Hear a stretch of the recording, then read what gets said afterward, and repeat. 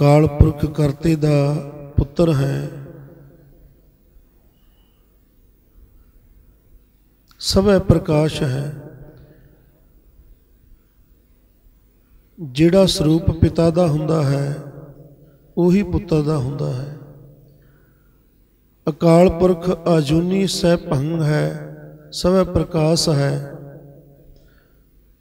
बाबा जी कहंदे इह गल्लां दा, इन्हां अणभवां दा एहसास होना ही गुरप्रसाद है।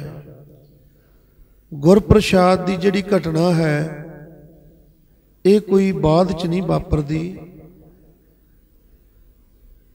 गुरमुखां ने वो सचखंड की कथा च दस्सिया कि एडे वड्डे संसार विच जिथे तुसी अपने पेपर देन आए हो, जिथे अपने अनुभव करन आए हो, लखां करोड़ा काम ने, लखां करोड़ा कारज ने।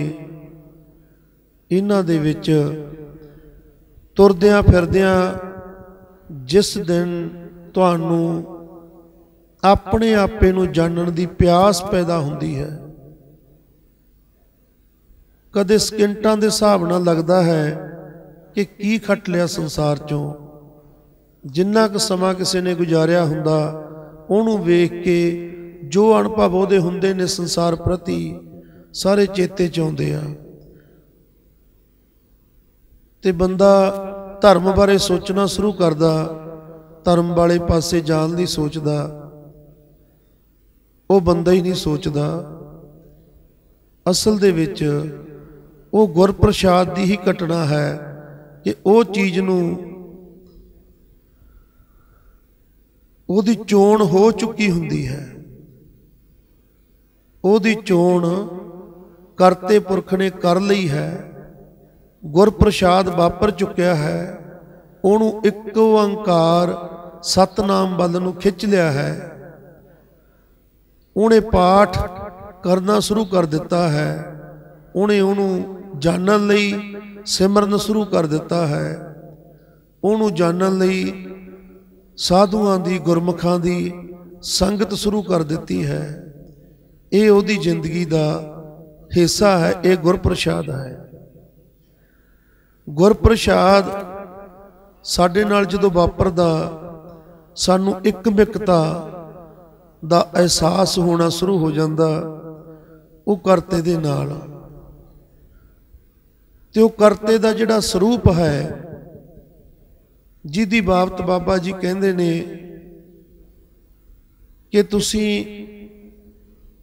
हर वेले, हर टाइम, हर घड़ी ये चेते रखना, ये साडी दात साम के रखनी कि वो करता, ये करता जो सब कुछ है, जिहड़ा ये सारा शिव शक्ति का खेल है, ये आद तो सच है, जुगाद तो सच है भी सच, नानक होसी भी सच।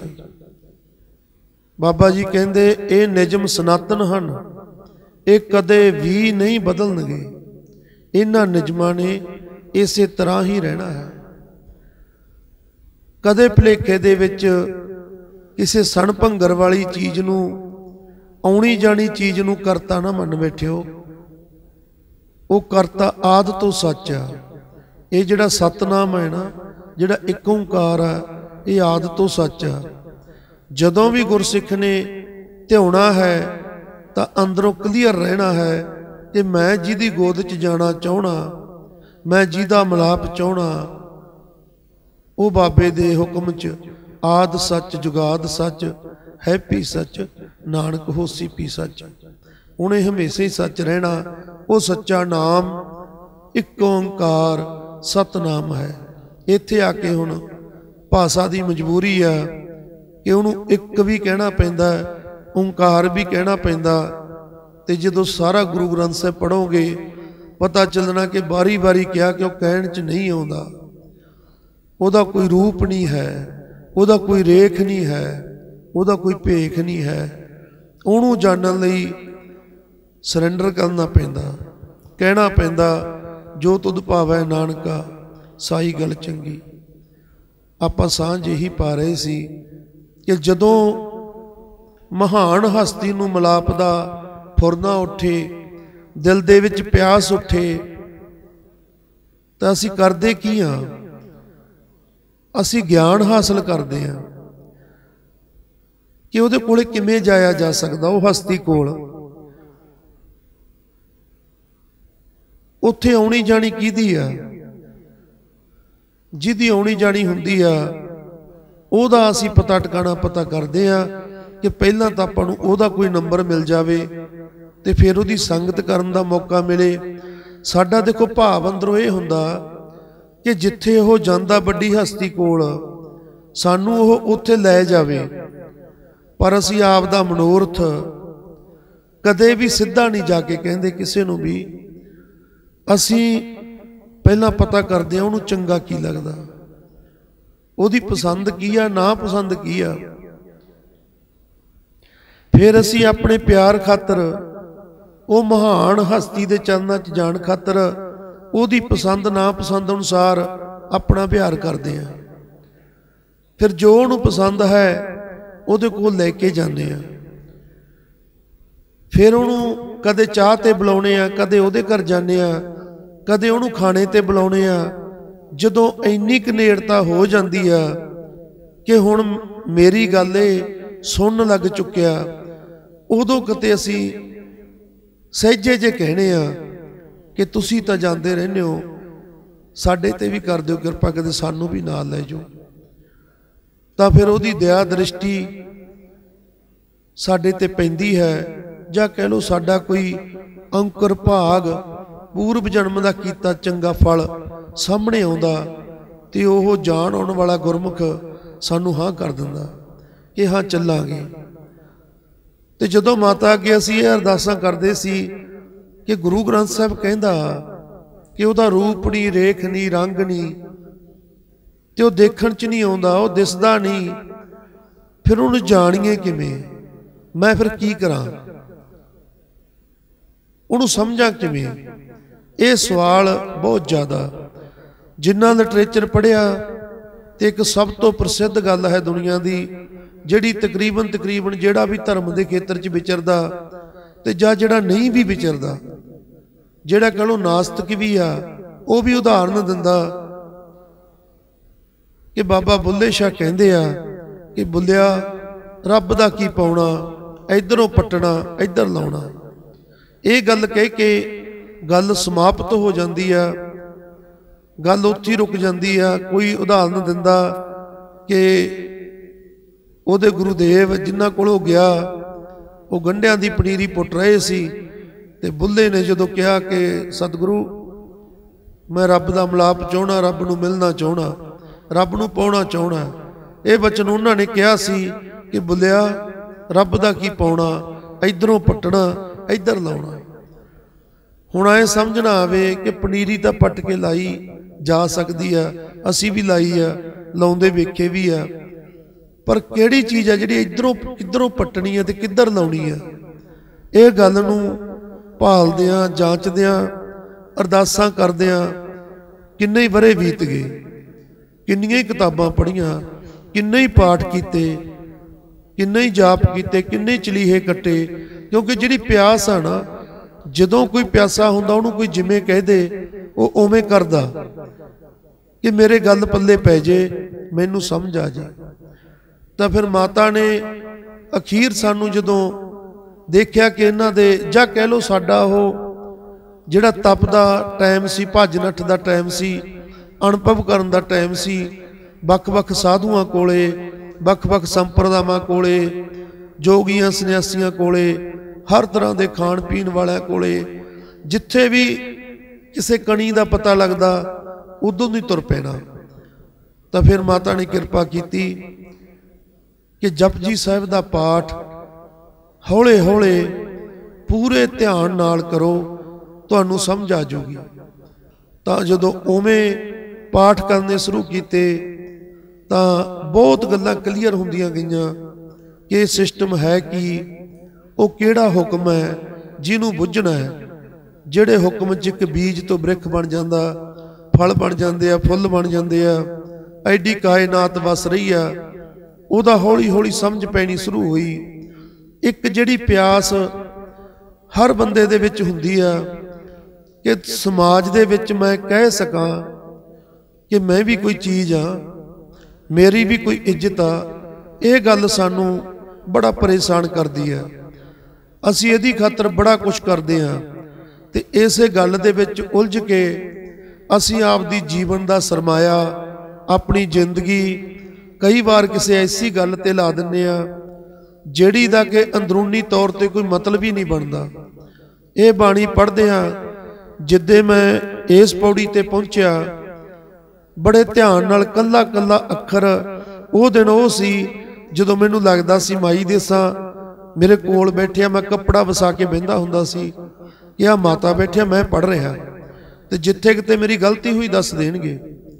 ਜਦੋਂ ਮੈਂ ਇੱਥੇ ਪਹੁੰਚਿਆ ਕਿ ਜੇ ਜੁਗ ਚਾਰੇ ਆਰਜਾ ਹੋਰ ਦਸੂਣੀ ਹੋਏ, ਨਵਾਂ ਖੰਡਾਂ ਵਿੱਚ ਜਾਣੀਆਂ ਨਾਲ ਚੱਲੈ ਸਭ ਕੋਈ, ਚੰਗਾ ਨਾਉ ਰਖਾਏ ਕੈ ਜਸ ਕੀਰਤ ਜਗ ਲੇ, जे तिस नदल ना आवई तां बात ना पुछा कि। ये पौड़ी ने बारी भज नठ नूं हैंड ब्रेकां ही लातियां कि आपां ऐडा की कर सकते हैं जिंदगी च। बाबा तां कही जांदा कि जे चारे जुगां तो दुगनी तेरी उम्र हो जे, आपां तां लंबी उम्र वैसे ही मंगदे आ कि 100 साल तक पहुंच जगे, ते बाबा तां कहंदा नहीं, लखां सालां दी उम्र है जुगां दी, तेरी उदों दुगनी हो जे। 9 खंड पिरथवी है संसार, ये संसार दे जिन्ने देश आ, जिन्ने खंड ब्रह्मंड है, 382 के किन्ने देश आ, वो सारे तैनू जानन लग जान। कल्ला जानन ही नहीं, महाराज कहंदे तेरी कीर्ति करन, तेरी आरती उतारन, नाल चलै सब कोई, तेरे एक हुक्म दे विच पूरा संसार तेरे नाल चलण नूं तैयार होवे, तेरे हुक्म च चलदा होवे, तेरा नाम भी बड़ा चंगा होवे, चंगा नाम रखाए कै, तू भगवान भी बन जे, तू दुनिया दा रब बन जे, तू दुनिया नूं दाता भी बनदा होवे, चंगा नाम रखाए कै जस बड़ी कीर्ति होवे तेरी। पर जे तिस नदर ना आवई तां बात ना पुछा कि। इस पौड़ी ते कई दिन रुकिया रहा कि ऐसी भी कोई गल है कि एक पासे दुनिया का राज चल, जे आपां भज भी लईए, मान लो राजनीति च भी भज लईए, आपां आपदे पिंडां चों MLA बन जांगे, चंगियां पढ़ाइयां करके IAS IPS बन जांगे, ना होर सही तां मुख मंत्री बन जांगे, ते आपदी जिंदगी दे जे 20-25 साल 30 साल गाल के मुख मंत्री बन भी गए, तो इधर बाबा की कहता कि जे ओदी नज़र तो बांझे रह गए, ओदी नदर तो, ते तेरी बात नहीं किसी ने पुछनी, तू एक कीड़े की तरह रेंगदा तुरया जाएगा, तेरी गिनती किसी च भी नहीं आनी। ये दरगाही निजम कुछ होर है, इत्थे तेरा जिन्ना मर्जी फैलाओ है, जिन्ना तू मर्जी वड्डा है। तो इस गल ने बाहरी तौर पर कमाइयां करन वाला सिस्टम सी जिहड़ा, इत्थे ना समझ लो कि तुसी भी नहीं करदियां, जुग जुग करो, अहुदे माणो, चढ़दियां कलां च रहो, पंथ की जय भी आपां करदियां, सब कुछ करना है कि अपने रस्ते नूं सवारना भी है। पर जदों तुसी अध्यात्म वाले पासियों सचखंड की विद्या जाननी चाहुंदे हो तां तुहानूं इहदे ते ध्यान देना पैना है कि जे ये सारा कुछ कीता इवें ही चलिया जाना, फिर मैं वो करां जिहड़ा उहदी नज़र च आ सकीए। इदों बाद पाठ करदियां महाराज समा बनाउण, अज अपनी घंटे की क्लास है, ये सारा कुछ नहीं कहा जा सकता। मैं मोटी जी गल जिहड़ी कहनी चाहुंदा, जिथों प्राप्ति हुई कि इहदे पौड़ी दे नाल बाहरी भी वासनावां, बाहरी भज नठ खत्म हो गई, तो फिर अगे चलना शुरू किया।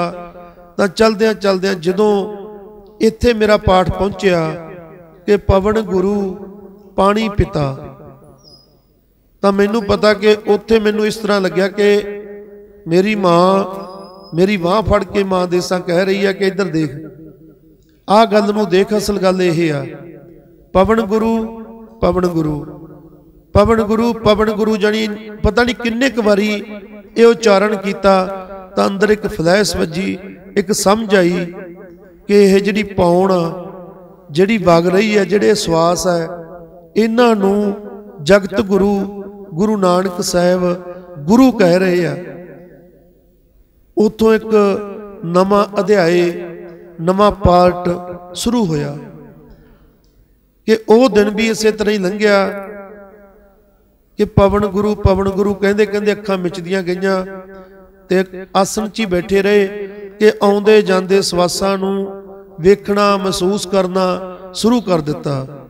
उहदे शुरू कीतियां ਉਹ ਜਿਹੜੇ आनंद आ ਉਹ ना लिखण चाहुंदे आ, ਉਹ ना दस्सण चाहुंदे आ, ते ਉਹਦੀ बड़ी एक नवीं राह, नवीं जिंदगी, नवां संसार, नवे लोक अंदरे अंदर इन्नी कायनात दिसी। खंड ब्रह्मंड ਉਹਨੂੰ जपदे, ਉਹਨੂੰ ਧਿਆਉਂਦੇ, ਉਹਦੇ ਰੌਂ ਦੇ ਵਿੱਚ ਬਹਿੰਦੇ कि अग किवें जप रही आ, ਉਹਦੇ रूप च लट लट बलदी आ, ਉਹਦੇ हुक्म च सेक प्रदान कर रही है, ਉਹਦਾ सुभाਅ। ਉਹਦੇ घटना घटी पता चलिया कि हर एक मनुख का सुभाअ प्रेममई होना, सहज होना, शांति च रहना, शांति का सोमा बन जाना, ये हर एक का सुभाअ। आम जीव तो भगत तो भगवान हो जाना, सिख तो सतगुरु हो जाना। जिथे फिर बाणी कहती है सतपुरख जिन जानिया सतगुर तिसका नाम, इत्थे फिर पता लग्या कि हनेरा जिहड़ा जन्मां जन्मां दा बेसाल लखां सालां दा किसी कमरे च हनेरा होवे, वो हनेरा ये दावा नहीं कर सकता कि जदों दीवा जगूगा तो मैनू दबलण ते, मैनू दूर करन ते उन्ने ही साल लगणगे। बेशक जन्मां तो भटकदे आ रहे सी, पर उस दिन जदों सुरती च गए तो एक प्रकाश ने, एक ओदी जोत ने नाल दी नाल जन्मां दा हनेरा दूर कर दिता। एक सिस्टम सामने खुल गया कि यह है की।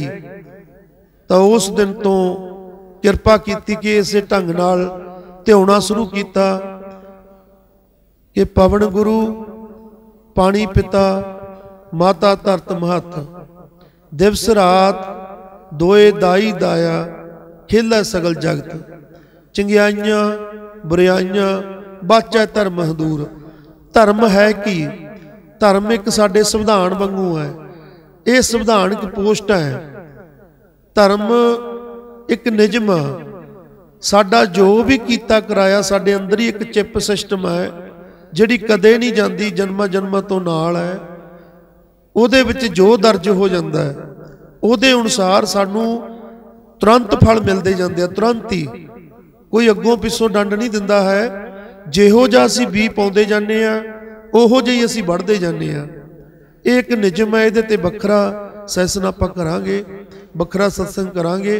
ते उस दिन तो पता लग्या कि मेरे जगत गुरु गुरु बाबे नानक ने जिन्हों गुरु कह दिता, जिन्हों पिता कह दिता, जिन्हों माता कह दिता, ते असीं उहदे बच्चे, उहदे सिख, उहदे गुरसिख, उहनूं जानन वाले, उहनूं मन्नण वाले, असीं भी तन मन धन तो ये गल मन लईए कि यह पवन गुरु है, ये ओ गुरु आ जिहदी आउणी जाणी करते पुरख दे नाल है। फिर असीं ये पवन गुरु दे सवासां दे नाल आउणी जाणी करनी है। बाबा कहंदा किवें करोगे? शरीर तुहानूं परम पिता परमात्मा ने दिता होया, ध्यान तुहानूं दिता होया, पानी पिता तुहाडे शरीर च सही रूप च है। विज्ञान भी कहता कि 70% तुहाडे च जल है, पानी है। धरती माता दी गोद चों बाहर तुसीं जा ही नहीं सकदे जिन्ना चिर बॉडी तुहाडे कोल आ। तुसीं किते भी रहोगे, इहदे निजम च रहोगे, तुहानूं गुरतुत्वाकर्षण खिंच के रखूगा, तुहानूं अपनी गोद च ही रखूगा। ये तिन्नों रिश्ते पूरे आ। माता दी असीं गोद च है, पानी पिता हर वेले साडे नाल है। साडे फिर कोल की नहीं, तां महाराज कहंदे सिर्फ तेरा ध्यान आ जिहड़ा ये कल्ला बाहर है। तू ध्यान दे निजम नूं नहीं समझिया। ध्यान दी बैटरी, ध्यान दा प्रकाश जिथे पैना शुरू हो जाता उहनूं प्रगट कर दिंदा। ਅਸੀਂ ਕਿਸੇ ਖੱਲ ਖੁੰਝੇ ਵੱਲ ਝਾਕ ਲਈਏ ਤਾਂ ਉੱਥੇ ਜੇ ਕੋਈ ਕੂੜਾ ਕਰਕਟ ਪਿਆ ਸਾਨੂੰ ਦਿਸ ਜਾਂਦਾ। ਅਸੀਂ ਕਿਸੇ ਦੀਆਂ ਅੱਖਾਂ 'ਚ ਝਾਕ ਲਈਏ ਤਾਂ ਉਹਦੇ ਅੰਦਰ ਦੀ ਘਬਰਾਹਟ, ਉਹਦੇ ਅੰਦਰ ਦਾ ਗੁੱਸਾ, ਉਹਦੇ ਅੰਦਰ ਦਾ ਪਿਆਰ ਸਾਨੂੰ ਦਿਸ ਜਾਂਦਾ। ਕਈ ਵਾਰ ਸਾਡਾ ਬੱਚਾ ਗੁੱਸੇ ਹੁੰਦਾ, ਰੁੱਸ ਕੇ ਬੈਠਾ ਹੁੰਦਾ, ਸਾਨੂੰ ਕੋਈ ਦੂਸਰਾ ਕਹਿੰਦਾ ਵੀ ਬੱਚੇ ਨੂੰ ਕੀ ਹੋਇਆ, ਤੇ ਅਸੀਂ ਕਹਿੰਦੇ ਸੌਰੀ ਮੈਂ ਤਾਂ ਧਿਆਨ ਹੀ ਨਹੀਂ ਦਿੱਤਾ। ਅਸੀਂ ਭੱਜ ਕੇ ਜਾ ਕੇ ਬੁੱਕਲ 'ਚ ਲੈਂਦੇ ਆ।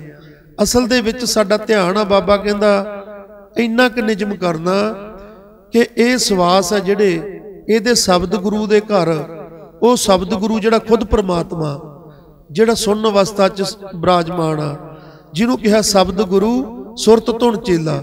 ਸੁਰਤ ਨੇ ਉਹ ਧੁਨੀ ਦੇ ਚੇਲਾ ਬਣ ਕੇ ਉੱਥੇ ਪਹੁੰਚਣਾ, ਤੇ ਉੱਥੇ ਲਿਜਾਣ ਵਾਲਾ ਧੁਨ ਹੈ ਜਿਹੜੀ ਸਾਡੀ ਧੁਨੀ ਆ, ਜਿੱਥੇ ਸਾਰਾ ਕੁਝ ਘਟਨਾਵਾਂ ਘਟ ਰਹੀਆਂ, ਉੱਥੇ ਜਾਣ ਵਾਸਤੇ ਉੱਥੇ ਆਉਣੀ ਜਾਣੀ ਕਿਹਦੀ ਆ? ਸਵਾਸ ਦੀ।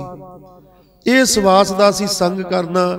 ਸਵਾਸਾਂ ਦਾ ਸੰਗ ਹੀ ਸਤ ਸੰਗ ਹੈ। ਇਹ ਇਕੱਲਿਆਂ ਨਹੀਂ ਹੁੰਦਾ। ਜਿਹੜੀ ਅਸੀਂ ਇਕੱਠ ਕਰਕੇ ਸੰਗਤ ਕਰਦੇ ਆ ਉਹ ਸਾਧ ਸੰਗਤ ਆ।